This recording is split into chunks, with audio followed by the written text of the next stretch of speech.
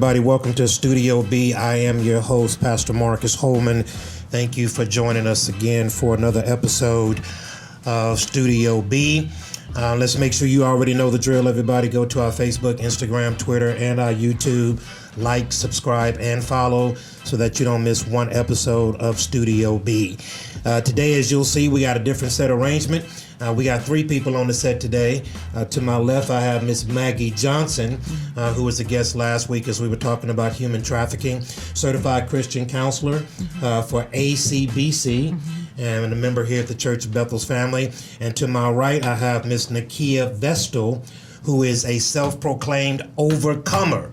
And we're going to talk about that in just a little bit. So, ladies, thank you so very much for joining us here on the set of Studio B. Welcome, welcome, welcome. How you guys doing? I'm happy to be here. Happy to be here? Yes. Again. You happy to be here? I'm happy to All be right, here again. good. Well, today we have an exciting episode, everybody. We're going to talk about some real issues that are going on in our society and oftentimes overlooked that we're not having nearly enough conversation about, and that is human sex trafficking. I'm specifying sex trafficking, but there's been human trafficking since the foundations of the world. I mean, the Bible is replete in talking about human trafficking. One of the ones that is always at the top and foremost of every conversation is slaves. Slaves are just a form of human trafficking.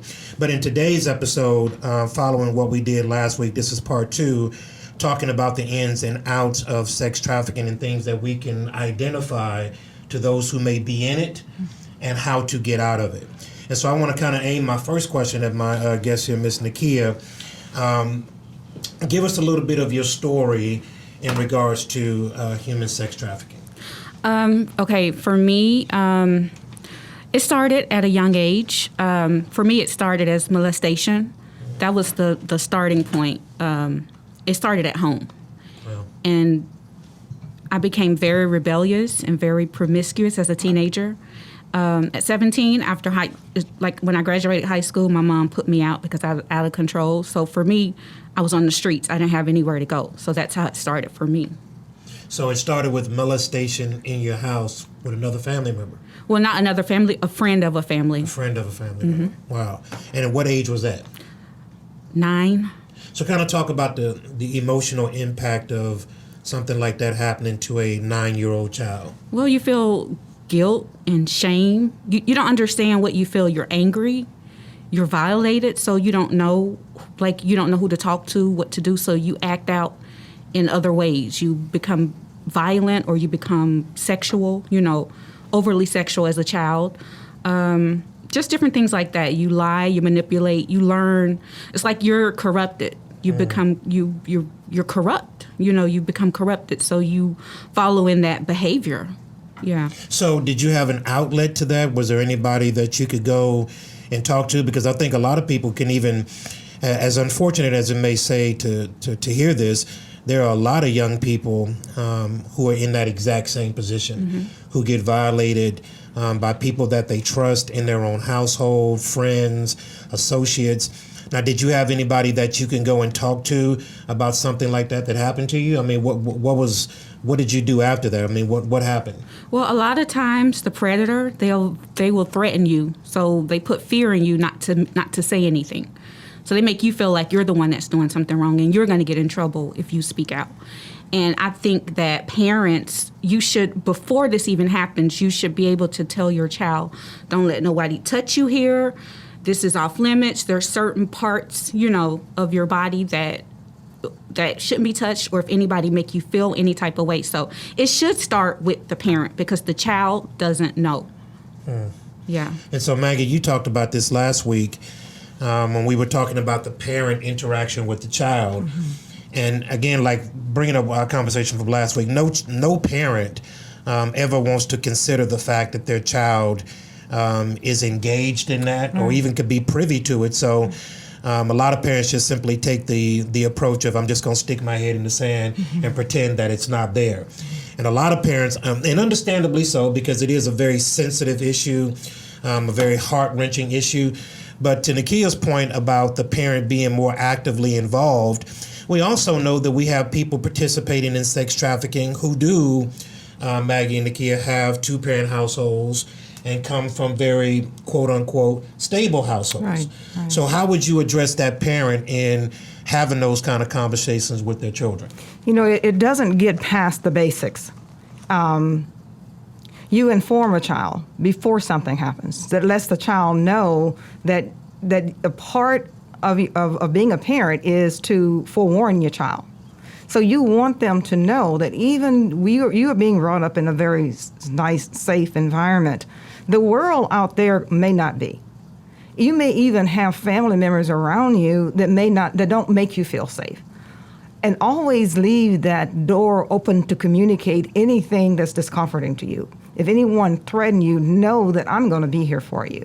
If anyone say if I'm going to harm your family if I do this, then that you come to me anyway. I'll take that chance of being harmed for you.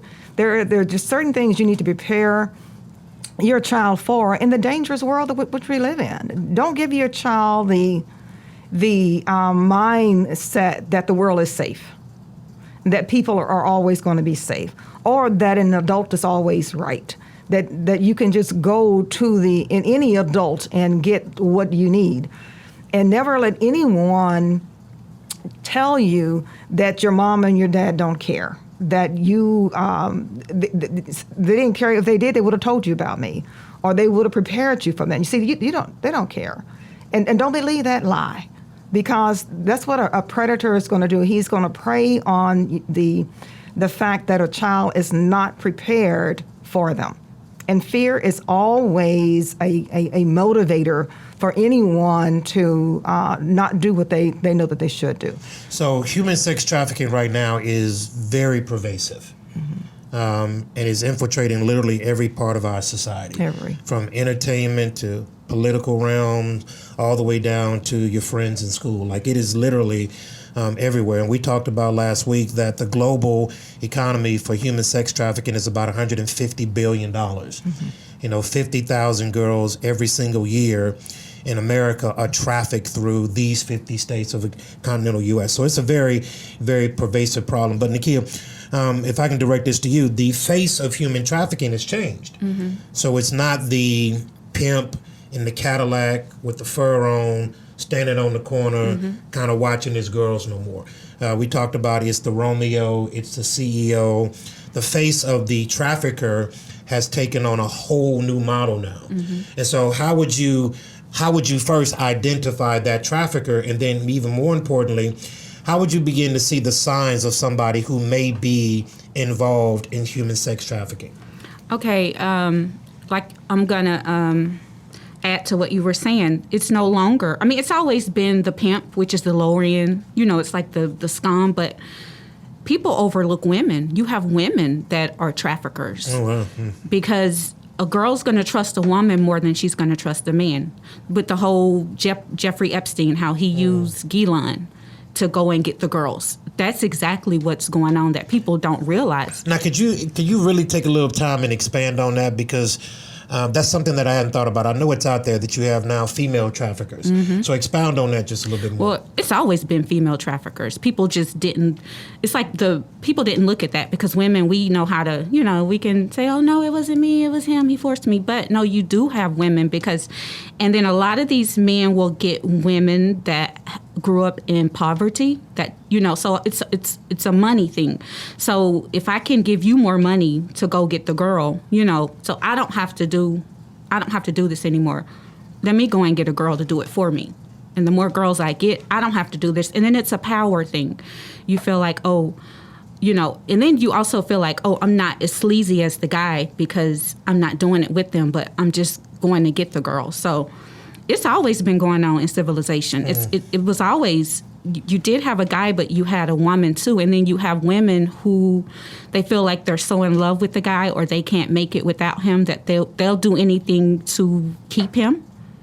So and that's what we talked about last week, when that connection between that guy and that girl is so strong that the suggestions that he makes to her, she almost feels obligated because of how much she's involved in that. So, and I know that there are some people that are watching and that will be watching, especially in this age of, kind of teenage puppy love, where, that guy tells you things that make you feel good. He affirms you in areas that you haven't been affirmed in. But that's a very interesting perspective of how a woman could be used to infiltrate into that particular lifestyle, because I can kind of see that that a woman would trust a woman more easily than she would trust a man. Yes. So, kind of speak, because I think that's just a very interesting dynamic that I think needs to be kind of opened up a little bit more. So, what would you say to that? Your guard is down.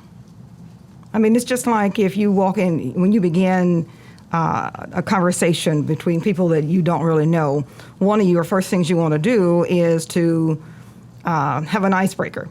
You're going to tell a joke. So what are you doing? You are setting the audience up to receive the information that you have.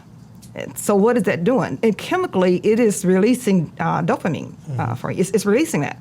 So and then you're taking advantage of the person that you're approaching. A woman is innate that she wants to be loved. So that's what you're going to address. You're going to address her need area. You've been hurt before. Who hasn't? You desire to have someone that's going to listen to you at all times. I'm going to be that person. So what are you doing? You are meeting her at her need level. And if she is vulnerable, and everyone will be vulnerable, they just may recognize the lies sooner. But someone who is in need of finances, they're all ears. Someone that has been deprived all of their life or abused all of their lives sexually or just battered or just abandoned, I'm all ears. I want to hear that someone that's going to have my back, someone that I can talk to, someone that's going to listen to me. And yeah, I might lay down my body for a moment, but wouldn't I do that if I was in the world anyway? So there is a level of appeasing the conscience, because you have to overcome your conscience to a level that you can move forward if you are a prayer, or you are praying on someone. If you have to move forward, even if you are a victim yourself, but you are, as Nakia said, you are now comparing yourself with the person that's doing the things that are worse. So you don't enter into that category, and your conscience is not convicting you at that level that say, okay, I'm not that bad. I have, yes, I'm bad, but I'm not that bad. I can compare myself to a level that I can be okay with what I'm doing. So let me ask you a question. This is for either one of you. We are living in an over-sexualized society right now. Mm-hmm. And the dynamic that I'm in right now is I oftentimes get ridiculed because I am looking, at one point in time, we grew up with men who would, sexually overture a woman, and that was just kind of the norm of the day. But we're now in this society where women have now taken on, to your point, where women are calling each other bees. Women are addressing themselves in very derogative manners. Mm-hmm. The music of our day, the Cardi B's, the Megan Thee Stallions, the Nicki Minaj's that portray and heighten sexual activity for a woman to use, quote unquote, her assets to get what she wants in this life. And I don't see a lot of women standing up against that and speaking out against that, because that's exactly what's going on in our culture. And there are a lot of young girls that are listening to these songs that are supposedly being empowered in this so-called sexual revolution. So let me ask you guys, and either one of you can kind of pick up on this. How much is that playing a part into what's going on with this sex trafficking? Is the over-sexualization of our culture playing a part in the rise of sex trafficking? Of course. It's the videos, it glorifies it. It doesn't show you what really goes on behind the scenes. It just shows you, oh, I'm all dressed up, I have this money, everything is rainbows, and no. That's what the enemy uses. He uses shiny, pretty things to entice you. But behind the scenes, it's none of that at all. It's violence, STDs, I mean, it's just a lot going on. So that's what the enemy uses. He uses movies and videos. He uses Hollywood to dress it up, to kind of put it in a package with a bow on it to make it look so pretty. But once you open that box, it's hard. It's terrible. So now this is Studio B. We deal with real issues, and we bring them back to a biblical perspective. The thing that I am absolutely, I'm not amazed, because there's nothing in 2020. It's kind of hard to say that anything shocks you now, considering where we are right now as a culture. But Cardi B has this song with Megan Thee Stallion called WAP. Okay. And for my audience, you go back and you Google it and do what you need to do. But it has topped the charts. Not just topped the charts in America, but in England, New Zealand. It has been number one on the charts. And in this particular song, to which you can't get 15 seconds into the song without blushing, without cringing, this song is overly, and not just overly, but to the degree that it is poignant, to the point, it's not holding anything back. Right. And this type of music is now front and center, and it's not. It doesn't even bother people anymore. We are so past, and you said that you got to go beyond your conscious to get into it, but we're so past the conscious now to where it's everyday kind of propaganda. It just is what it is. So I want to ask you a question, Nakia, from somebody that was unfortunately involved with human sex trafficking. Give us an inside view of what that looks like from inside the world. What's going on in your mind? What does a day look like? Well, it's all about you wake up. It's money. It's all about getting money, getting more money, which is sad because you're not thinking about values or integrity and all the good things. All you're thinking about is money. Because if I have more money, people will respect me. It's like there's a void that you have, whatever void that's missing. Instead of replacing it what's true and what's pure and what's good, you replace it with, if I have more money, then people will respect me. If I have more money, maybe he'll love me more. If I have more money, maybe my parents will love me more. If I have more, for me, it was about money. Gave me a sense of control and a sense of power. It was like a false sense of power and control. If I have money, people will respect me. I can go in the stores. I can buy whatever I want to buy. I can buy this guy whatever, so he won't leave me. I can buy him whatever. It does. It starts with, for me, we didn't have Cardi B, but we had MC Hammer. We had Luke Skywalker. Luke is like, he's been doing, Luke started this whole thing. I mean, yeah, he really did. Yeah. I mean, so you felt like, well, if I can be that girl in that video, then people will love me. Or if I can be, this person, or if I can look a certain way, people will respect me and love me. And that's what it started for me. That's what happened, for me. So, Maggie, when you're looking at, you do a lot of counseling and we'll talk about the male side of it in just a little bit, because now there's this whole segment into the male side. But a little while ago, Sister Nakia spoke on Jeffrey Epstein. When I talk about that this is integrated in every aspect of our society, things that are coming out right now are truly shocking. We talked about the bill in California of lowering the age of consent, being registered as a sex offender in California, that passed overwhelmingly in their House. It almost seems like you're swimming upstream as you're trying to tackle this issue, because it's coming at you from all sides. Right. And so we talked about that. How do you not have it is going to be what it's going to be attitude? Sex has been around since the beginning and the foundation of the world. You're never going to be able to curb people's craving for that, and just not taking the attitude of, well, it is what it is. How do you attack this thing? And I say attack from a spiritual side. How do you attack it from a very practical standpoint of those who may be trapped inside of human sex trafficking? It's really it's comforting to And is trapped a good word? It is a trap. Okay. I mean, it's an intended trap. But when we think about I think about in John 16, is that Jesus has already told us some things, that these things are going to happen. It's going to, and as further we get closer to end times, it's going to escalate. So when I am in the front of someone that is telling me their story with abuse, I don't have to feel inadequate, because I know he's already spoken to it.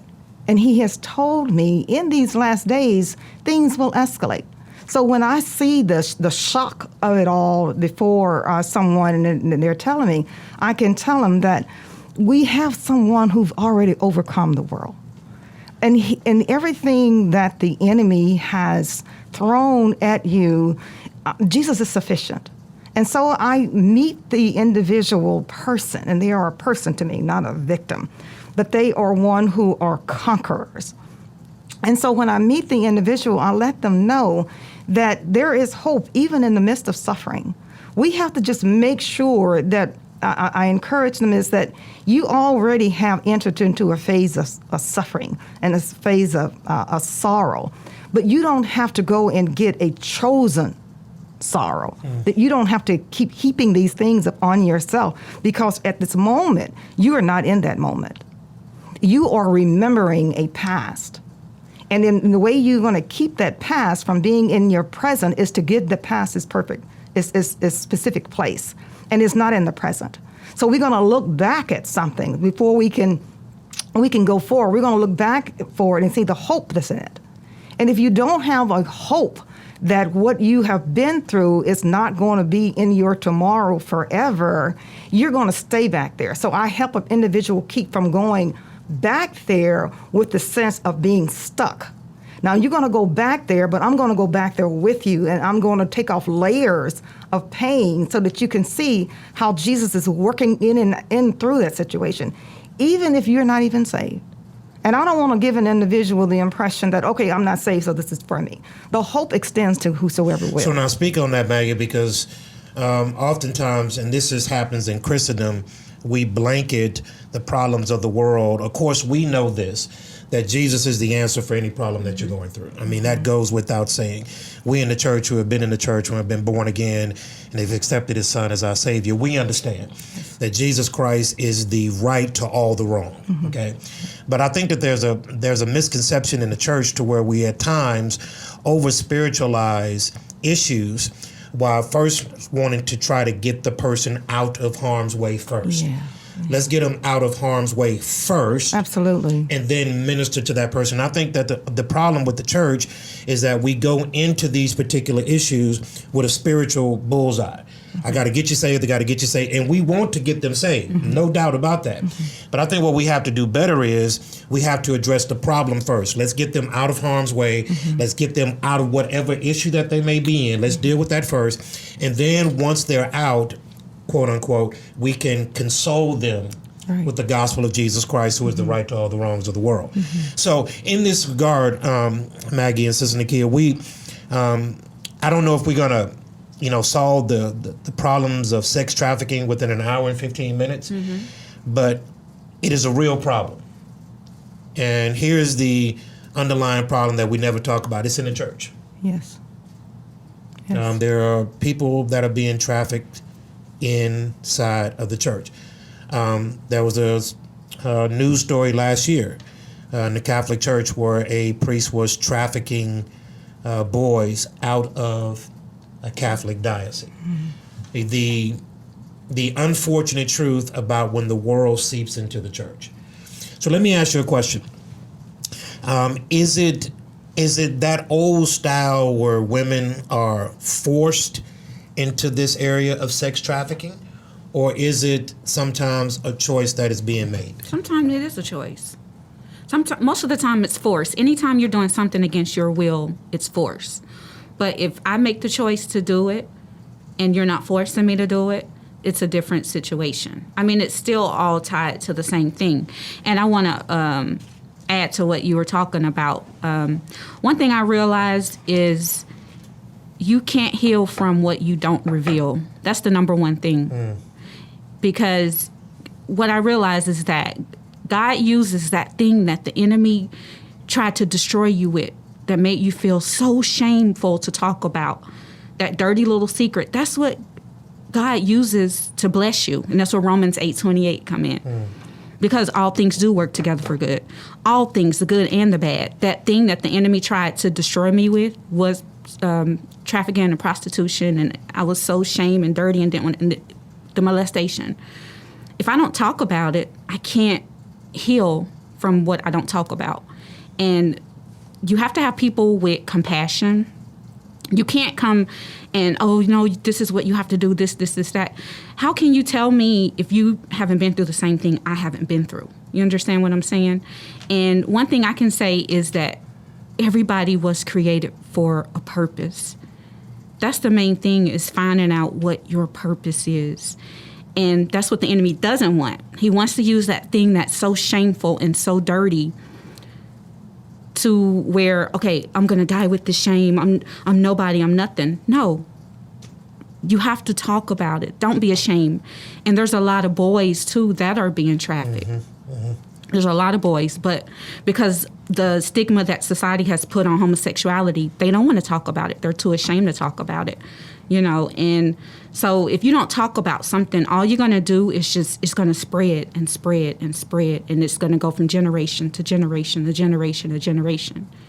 And so when the Bible talks about that we as a society, in Genesis chapter number 3, when sin entered into the world, one of the things that I love about the Bible, and we talk about the authenticity of the Bible and how we prove that the Bible is true, is that the Bible does not hide the character flaws of the people that it mentions. And so everybody in the Bible, God doesn't run away from what they did. David murdered somebody.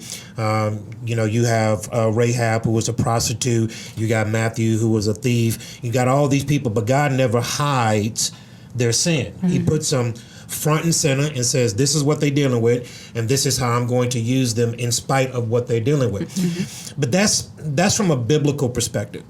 When you're talking about something like sex trafficking, there is a stigma that is attached to it. And how do you overcome the stigma of sex trafficking?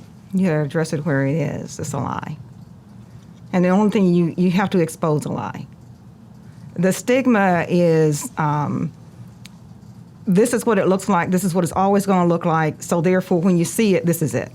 And when you have something that is changing, a constant change, you can't not put a definition on it as far as identification. You got to always be looking at how someone is seen, someone is portrayed. So when we have human trafficking, from the sense that it's become your identity, and this is how you're going to always be. You will always be a victim. You're going to always be struggling with this. You're going to always be right here. Well, that is a lie. Because when we look at what Jesus is saying, he's changing us from glory to glory. Now, if he's using everything that we've gone through, the good, the bad, and the ugly, then why do we have to stay in the ugly? When do you get to the light? When do you shine? When do you start living out the hope that he promises? Well, if you're not a believer in the Lord Jesus Christ, just consider that the words that he's saying could be true. Even if you're not saved, you've come through a very dramatic situation in your life where lies have been the food of the day. But just think, what if what Jesus is saying is true? That there is hope, that there is way. Jesus wants to meet you right where you are, right in the pain of the moment. He wants you to meet you at the pain of your path.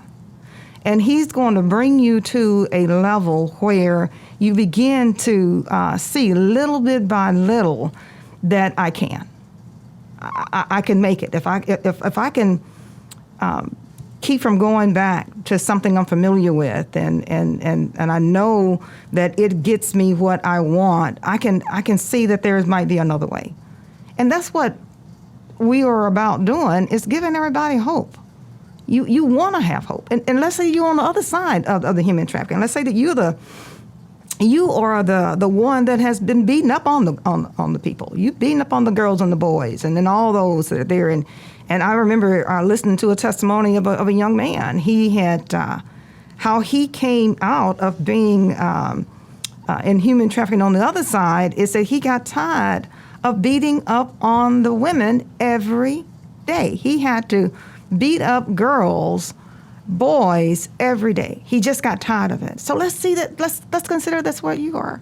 You believe lies too, that this is the way an individual is to be treated. But now truth comes in and says, there is hope. You weren't made for that. You weren't created for that. You were created for something grander, better. And let's consider that Jesus has a truth about that too. So you just begin to listen a little bit more, and you begin to consider that, well, maybe there is hope. Maybe I can get past what I have embraced as going to be my reality and the way I'm going to do life. And just maybe consider that I haven't been told everything that there is. So let me ask you, and Nakia, I'm getting ready to shoot a question your way, and I want to set this up. There are some things, I've been married for 20 years. I have 4 children. 2 of my oldest kids are in college right now. I have a younger daughter and a son that's getting ready to be 18 years old. As a parent that has tried to provide his kids with a firm foundation, make sure that they're not wanting for anything, provide a stable lifestyle, I shudder at the fact that my children, my 2 oldest daughters who are in college, that there's a high likelihood that there are some recruiters on campus, maybe even in the classroom, maybe even in the same dorm rooms. I shudder at that fact. I send forth prayers even as I'm talking to you right now. As a parent, I feel a certain way about that, right? I think that what we have going on right now is so elusive, but yet so pervasive all at the same time that it kind of overwhelms people. Mm-hmm. It's an overwhelming thought to think about that, right? To even imagine somebody that you would love so much to be involved in something that could hurt them so deeply. And I have been on record, I will say it again, even at the risk of being ridiculed and attacked, that this whole Jeffrey Epstein thing that's going on is a whole lot deeper than what people understand. Mm-hmm. I believe this is being affected at political levels, which is why they can pass laws with no problems. And I believe that the stuff that would have been absolutely shunned 20 years ago in the near future will just be commonplace. Mm-hmm. So, Nakia, you talked about that when you got molested in your home, you started to act out in certain ways. Mm-hmm. What are some of the signs that a parent, a loved one, a friend can be looking for to say, that may be something? It may not be that, but that may be something I need to pay attention to. The way you dress. You're dressing very sexual at a young age. You want to show parts of your body. You may want to show like your midriff or your legs. You want to show your body. Wearing makeup, changing your hairstyle to look older than what you are. For me, it was always wanted to be. It's crazy because at the age of 14, I wanted to be 21 and 22, 23. And I used to lie and say I was 21 and 22 and 23 at 14 and 15 years old. Yeah. So if I got a daughter and somebody's watching out there that's got a daughter and that daughter is dressing provocatively tight clothes, wearing excessive makeup and all that other good stuff, those may be signs that something is going on that we need to pay attention to. Absolutely. Yes. Absolutely. You're looking for attention. Looking for attention. Now, looking for attention. So that's interesting. I want you to make sure that you guys kind of expand on this because in the church, I see it often. Very 16, 15, that are dressing ill-appropriate their age. And I'm talking about from a church setting. So if that's one of the red flags that I need to be looking at and that people need to be looking at, how would you address that if you see your daughter dressing provocatively at 15 years old? Like, what's the first step in addressing her once you notice something like that going on? Well, I think one of the first things you don't want to say is take that off. because what you want to approach it in a way that she began to think about it differently. Now, if she is 10 years old, then yeah, take that off. But if she's 16 years old, she has got a little bit more information. So and she's got a little bit more freedom. You want to approach it from a standpoint of what's the reason behind? What are you after? Who are you attracting? And now that you've done all that, did you get what you want? And after she said, well, yeah, and how do you feel about that? How do you feel about what you got? And what are you after? You want her to think deeper than what she's doing. And the more she begins to think deeper that, well, maybe not, okay, well, maybe I don't, because the conscience has it's just perfect. It's there. When you've raised your child differently, you've already instilled in her a standard that she's embraced to a point. And so you want to know, are you in the standard that you have been brought up in? Or have you chosen another? And if you have, let's talk about that. You want to be, when a child is 15, 16 years old, they've got access to so much. So you want to be able to get inside of their heart and let them see what's going on in their heart. Because if you just say, take that off, then yeah, they may take it off in your presence. Mm-hmm. But it's coming back on when they're out of your presence. So you never want that. You want the heart to be addressed from the level that someone began to say, well, okay, well, yeah, I do know. Well, and it reminds me of that old saying that when a parent tells their child to sit down, and the child sits down, but he says, I'm sitting down, but I'm standing up in my mind. Absolutely. Right? So it's that forced assertion. Let me ask you, again, there may not be a direct correlation to it, but I know in past studies that we've done and even podcasts that we've done, the influence of the father plays a big part in a daughter's life, especially a daughter's life. Mm-hmm. Did you have a father growing up? Did you have a male figure in your life growing up that you can trust? And what did that look like in your life? I didn't grow up with my biological father. He wasn't in my life. And I feel if he was in my life consistently, we used to see him every summer. He remarried and moved on. I know if he was in the home, there's no way I would be dressing like that, or because you want that attention from your dad. A father's love is the first love you should have. Your father sets the standard of how you should be treated. Okay, say that again. Now slow down and walk through that. Take your time and walk through that. Okay. A father's love is the first love that you should have. A father sets the standards of how you should be treated. I didn't have that growing up. My mom was married 6 times, so she kind of went from man to man to man. I had stepdads who you're like, okay, whatever. It's not the same thing. I know if my dad had been in the house, there's no way I would be dressed in that way. I would act that way because he would have set the standard. In discipline, he would have taught me. I would have had discipline, and I would have had the love that I was looking for. And I think that's why I did a lot of things that I did, because I didn't have my father's love. And it's crazy because a baby, the first word is dada. The first word a baby says is daddy, not even mommy. When mommy takes care of the baby more, But a baby's first words are dada, which is father, And God he's first. He's our father. So you have a lot of households now where there is no dad. There's not even a stepfather. And so you could draw a definite line from your dad not being there to some of the ways that you acted out of life. Of course. And looking for the affection that your dad should have shown you in other men. Right. Mm-hmm. We talk about that, and we talk about it ad nauseum, but I really don't think that impact is being shown and even talked about. I mean, we go through all of this stuff, women's lib, I don't need no man, I take care of this stuff on my own. And all of this stuff that's going on in the world is contrary to how God created things. And so we find ourselves kicking against the goads. But in this thing where you're trying to talk about how do I identify that this may be a certain action that I need to pay close attention to, and then how do I approach that person to discuss that action? Once that is done, what's the follow-up?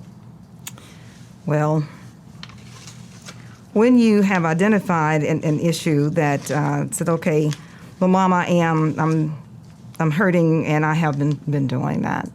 I have been involved. And college campuses, high school campuses is just prime. So you can automatically assume there are some people who are in her classroom and that she's in contact with, and they are pursuing whomever. So just assume that. So when you get to the point where there has been an identification, I am there, then you got to ask the question, especially of the college student, do you want to stop? And why would that even be a question? Is that because that might not be what they want? Because of money? It could be love. Because of their interpretation of love. Okay. And if their interpretation of love is being met by their CEO or their Romeo, then it's a harder thing. It's a harder thing. Or perhaps the relationship has gotten such that they have found their identity of love within the human trafficking. So it can get to be a layer of things. So what are you doing?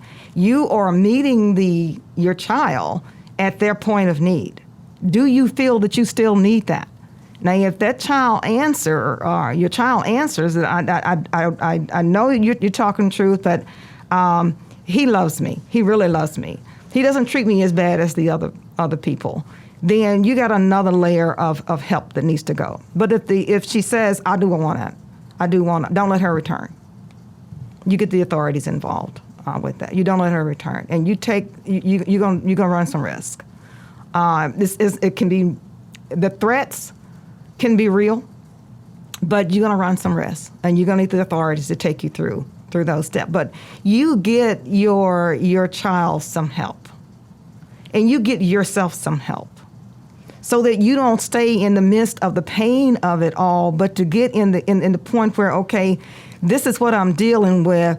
Now, I know I'm not the only one that's dealing with this. Let's see how someone else has conquered that. And don't be ashamed to admit that you need help in that area. So, Maggie, let me ask you a question then in that, and both of you guys feel free to chime in on this. So, okay, so looking at this from step by step, I identify the problem, I interact with the person that I identify the problem with, I build them up, I present some options to this particular person, I stand in agreement with them, walk with them through the process.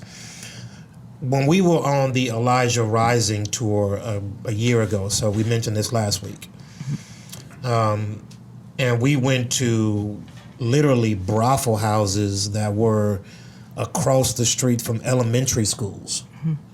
Like known brothel houses where sexual activity is happening, being paid for, that has a City of Houston occupancy permit on the wall. And I think the number was like 500 brothel houses within the greater metroplex of Houston. Mm-hmm. Mm-hmm. One literally, not overstating this, Maggie, you were on that same tour, not overstating this, literally a brothel house on every single corner, on every, hiding in plain sight. Right. They've identified it as a sex trafficking, but yet they have a big stamp that says the City of Houston allows them to have occupancy in this establishment by which we know sex is happening. Mm-hmm. So when you're talking about trying to get a person out when it is seemingly so easy, how does that work? When you were trying to get out, Nakia, what did that look like? What was the process of you saying, I no longer want to be involved in this lifestyle? Was there a threat to you saying, I'm getting ready to get out? And then lastly, how did you do it? I wanted to get out a lot, but I felt like, okay, how am I going to pay my bills? You know, that's the first thing. I didn't have training, or I didn't have a trade, or I didn't have education, or I didn't have a career, that I felt like that's all I could do. You know, I felt like I was trapped. Like you felt like you're just in a hole and it's sinking. For me, it was, I went back to school. I got a trade. I got a skill. And even after I did that, and it's not even about that, it's something that's it's like mental slavery. You know, once you can get out of that mental slavery and know that I am better than this, I can do this, and it takes discipline. That's the one thing every day you have to tell yourself, I can do it. I can do it. I can do it. But for me, it started for me going back to school. When I went back to school and I was able to obtain a skill where I could make money and take care of my child and myself. So now let's explore that, because this takes me back to Maggie, you being in Christian counseling, I being in Christian counseling. I was talking to a gentleman a couple of years ago who was unfortunately addicted to drugs. And what seems like a cut and dry situation, you're losing, you lost your family, you lost your job, you lost your house, you're losing everything because of this habit. It's clearly seen by you and everybody around you. Why don't you just stop? Like, that seems like the easiest question of all to somebody who may be struggling in whatever area of life. Why don't you just stop? It's clear you're losing so much, but it's that mental thing. Right. And what he told me was, and it was so simple, even that you said that now, I thought about it. He said, I can't. And just in that statement, he told me, I'm trapped. It's up here. I know I lost my job. My wife has left me. I'm living under a bridge right now. I'm not disputing the things that I've lost. I know I've lost them because of this drug habit, but I can't stop. And so helping somebody to realize the mental struggle or the mental trap that you have to get out of, I think is very important. The Bible is clear about the mind, that as a man thinks, so is he. We got to transform our mind, which is the hardest thing for everybody to do. Not just anybody trapped in sex trafficking or drugs, but just changing your mind in general. It's just very difficult to do. So let me ask you this, and both of you guys kind of chime in on that. If you're looking at somebody is come across this screen right now, this podcast, and they're in, they don't have a gorilla pimp. This is somebody that they love, but they just asked them to do something. One always leads to another ask. One yes will always lead to another yes. And so they're in this life. What would you say to that person right now that's watching? It's possible that you become more comfortable with slavery than any freedom that anyone could offer you. That is possible. Because when we have placed something above God, whether you're saved or not, when you've placed something above God, it has become your God. And your God requires worship. One of the words that an addict, the God addiction, whatever it is, requires is that it wants the word of, I can't. I can't live without you. That's a word of worship to that idol. I can't break away from this. Who else would want me? And those are words of worship. So when you have learned to say those things to your addiction or to anything that you're in, even in human trafficking, when you've learned to worship what you placed above God, you are trapped. So what needs to happen is you just need to consider maybe there is someone else that deserves those words as well. And you offer them the truth. Those words that you're giving that addiction, that involvement in your decision to stay in human trafficking, that's an act of worship. But the heart of the matter is you were really created to worship. So let's hold that. Let's explore that. Is there a part of human sex trafficking and those involved in it? Does sexual addiction play a part of human sex trafficking? Absolutely. And we don't. This is the part of us that we don't like to address. But when you have been involved in something to the point that you have become dependent on it, you are going to justify your reason for staying in it. Because if not, you're going to try everything that you can to get out of it. Because if you know that this is not what you want, it's not taking you anywhere, you're going to try eradicate it. You're going to get out of it. But if you have told yourself, the bills can't be paid without this. If she didn't tell herself that there was another option, she would still be there today. Because the money is stable. That's stable money. It's more stable than any income is. It's going to be there. Someone is going to pay the price. So when you have to tell yourself over and over again that there is another way. There's a me that I don't know. There is a me that I've suppressed. And it has believed lies, it has stayed in it, and I know I can break through from that. The same will we use to stay in an addiction is the same will you're going to use to get out of it. So Maggie, I want you to look at this camera, and Nakia, I want you to look at this camera too, because I believe that there are people that are participating in sex trafficking that don't know that they're participating in it. When they frequent strip clubs, they are advocating sex trafficking. When they look at pornography, they are advocating sex trafficking. So there are people that are involved in certain practices that are promoting sex trafficking without them even knowing that they are promoting sex trafficking. When the addiction to pornography, which is a $4 billion a year industry in America alone, has a lot more users in it, right? And so every time that person looks at that particular video and all those likes begin to go up, they don't know that they are advocating for the sexual exploitation of sexual trafficking.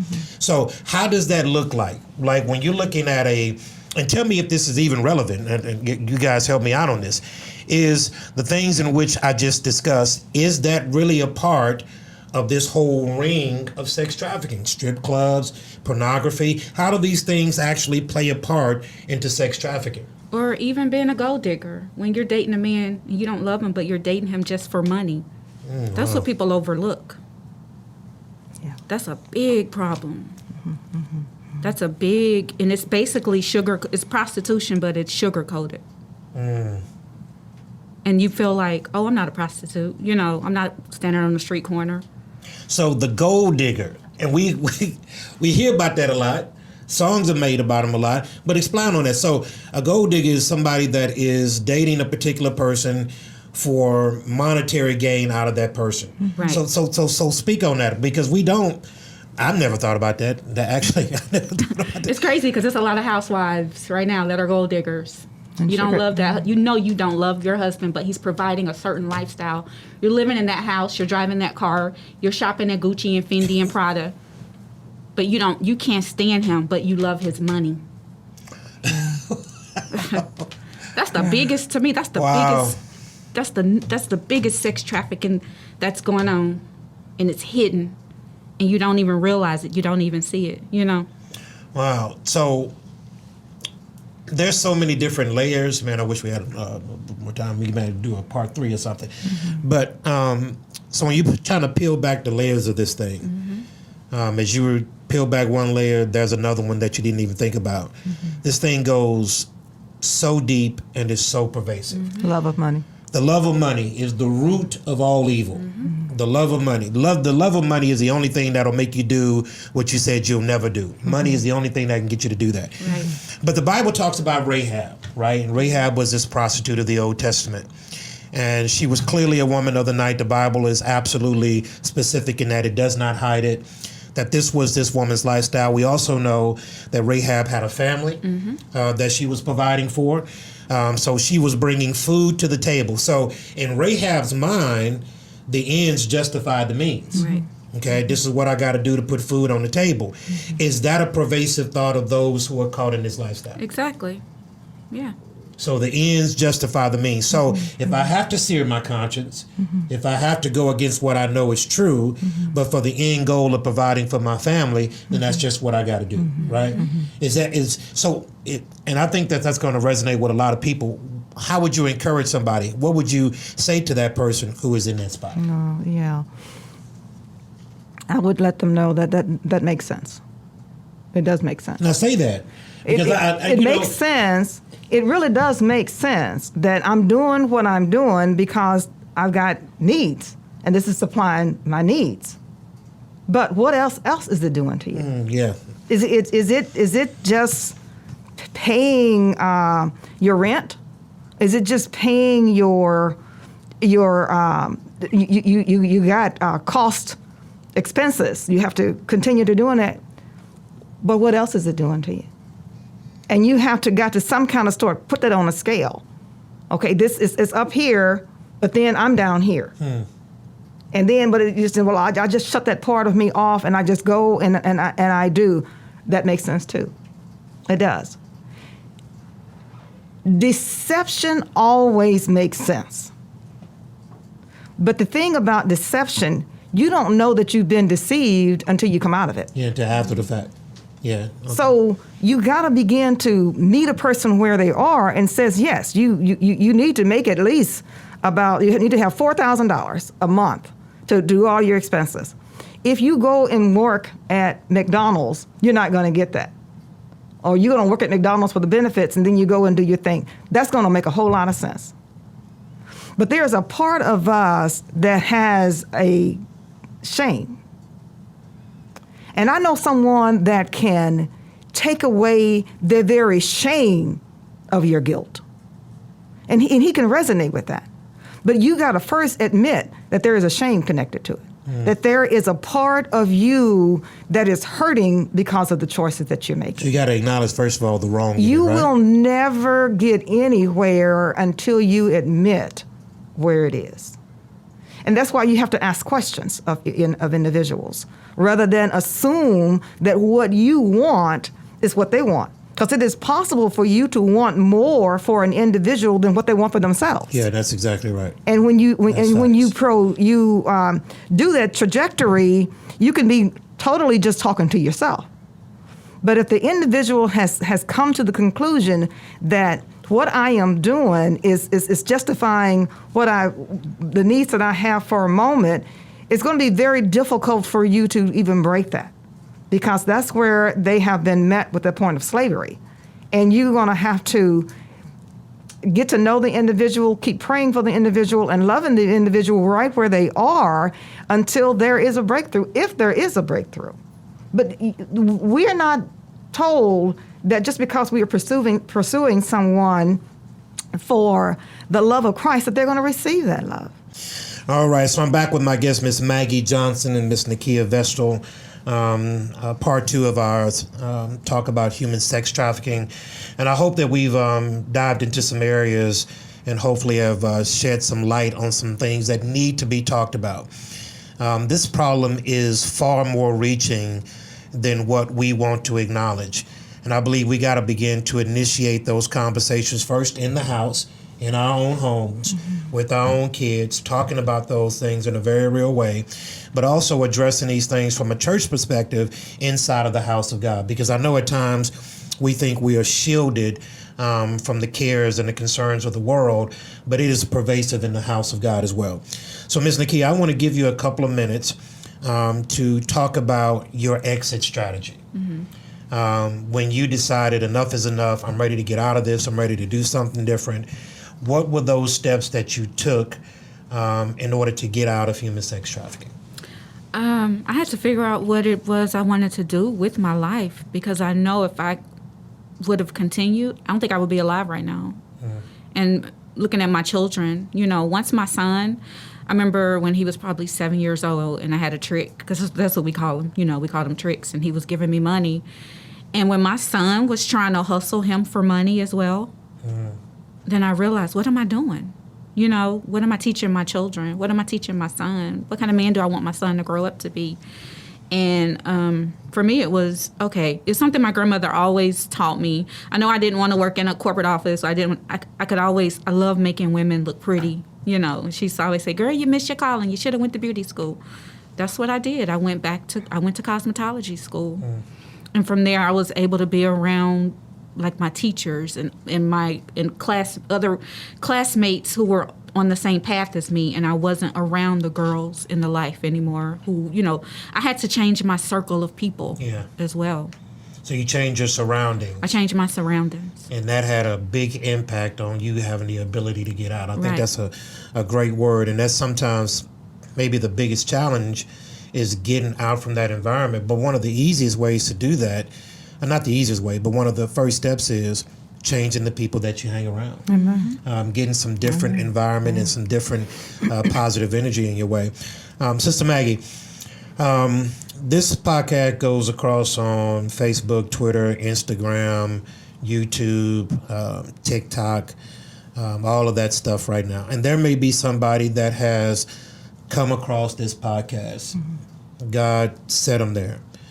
And they're in this lifestyle. They're in it. What would you tell them if they're thinking about getting out? How would they do it? To realize that there are organizations that are just waiting on you to embrace you right where you are. No judgment in hand, none of that. Just to help you rewrite your story, or give your story a different ending. I think of the Landon, which is a facility that operates right off of Bissonnet in the Prime area. And they offer counseling. They offer food. They offer access to a safe place to stay, education, and employment opportunities. So they're prepared for that.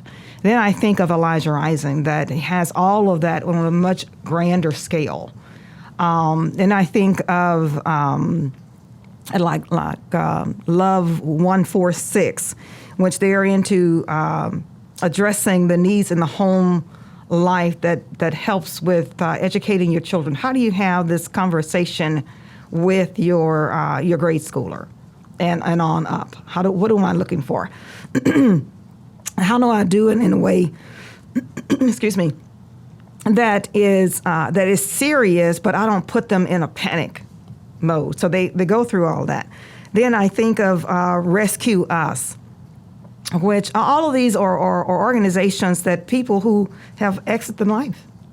They've been there, so they know where you are, and they're going to help you right where you are to get you to the place where you want to be.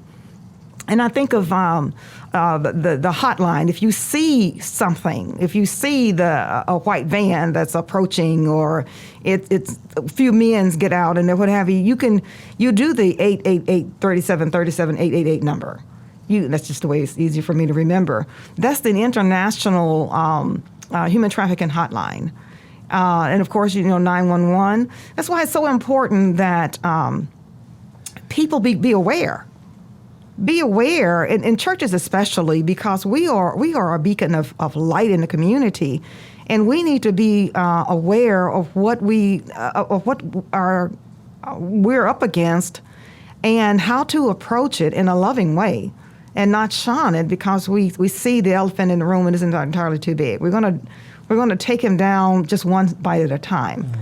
So I would encourage them to consider those organizations. You can always Google human trafficking, and a myriad of information will come up. But those organizations is what I'm familiar with. I think of Freedom Church Alliance, which is an organization that is a part of which Bethel is a member, and they are part of being a coalition of churches that are united to be trained. They train on Go Box training. They have special speakers. They deal with organizations like Love People Not Pixels, that deal with individuals caught in pornography and what that does. They are aggressive in approaching from a male's point of view. They don't leave anything out, because these are individuals that have dealt with pornography in their own life, and so they are approaching the men, mainly, women too, at the level of where they know they are, and let them know there is another way. Jail, for the most part, to them is not the answer. It is coming alongside someone and giving them an option, letting them know that there is an option.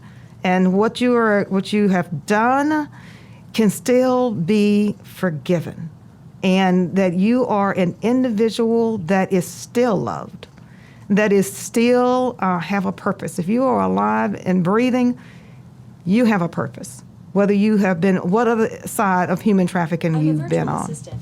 No. So, Miss Nakia, I would like you to look right there at that camera, and I want you to talk to that person who says, I can't get out. And tell that person something that would encourage them. I would say you can get out. I know if I can do it, you can do it. I felt like there was times I felt like I couldn't get out. I was trapped. I was stuck. But every day, God gives you grace. Every day when you wake up, every day it's a chance to change. You just have to find out what it is that you want to do. Like, what was your dream as a child? What did you want to do? You can still be a doctor. You can still be a lawyer. You can still do what it is that you want to do without selling your soul, selling your body, because that's not what God put you here for. I'm sorry, I had like a little brain freeze. You're good. But and it's one day at a time. Don't feel like, because you're going to get overwhelmed. You're going to see, oh, what's going to happen, this and that. You just have to take it one day at a time. And discipline. It took me discipline, because now that I'm out of the life, I went back to school. I started working for a company. I realized I don't like to work for people. I didn't have to, work for people when I was doing my dirt. Now I'm self-employed. I work for myself. It takes discipline, and I'm a productive member of society now, and I love it. And I'm at the point where I want to give back. I want to help. There are organizations. There's another organization that Maggie didn't mention. It's been there, done that, and they helped me because I was able to get in a group setting and talk about it. And when you can talk about what you've been through, when you can talk about that dirt, that shame with other people who've been through what you've been through, that's a part of your healing. Yeah. That's what helped me. So you just got to figure it out, what you want to do, and there's hope. I'm hope walking. I'm telling you, if I could do it, you can do it. So, Miss Maggie Johnson and Miss Nakia Vestal, thank you so very much. I want to thank all of those who have joined in, and I want to give, if you're out there right now, Miss Maggie and Miss Nakia gave you some very great organizations that you can find out more information if you're trying to get out of that lifestyle. But I also want to give you a very practical number. I want you to call 713-729-0125. That's the Church of Bethel's family. We have people on staff that are able to help you, and we can connect you to other individuals and other organizations that can help you get out of this. God has a plan for you, Jeremiah 29:11, and those plans are to prosper you, and they are not for your harm. God wants to do exceedingly abundantly above all that you may ask or think. Your problems, your past do not define you. Don't put a period where God wants to put a comma. And I want you to be encouraged. If God is for you, it's more than the entire world against you. Thank you, everybody, for joining us here on the set of Studio B. Make sure you go to Facebook, Twitter, Instagram, and our YouTube. Like, subscribe, comment, and Lord say the same. We will see you next week. God bless you.